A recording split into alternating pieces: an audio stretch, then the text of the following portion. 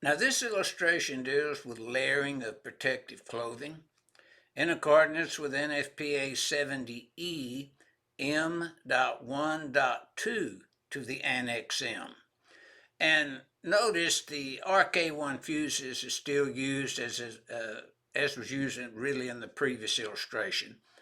But note that the following terms were added to M.1.2 and NFPA 70E, and they were added mainly to accept editorial changes to correlate with the appropriate terminology to be used throughout 70E.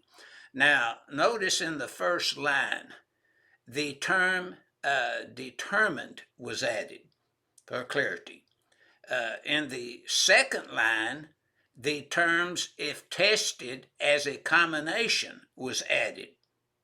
Now, hopefully, when we're wanting to, when I say we as employees performing tasks and equipment, when we want to layer to provide a better arc rating for PPE protection, then these terms were added in an effort to clarify and make it easier to read and understand.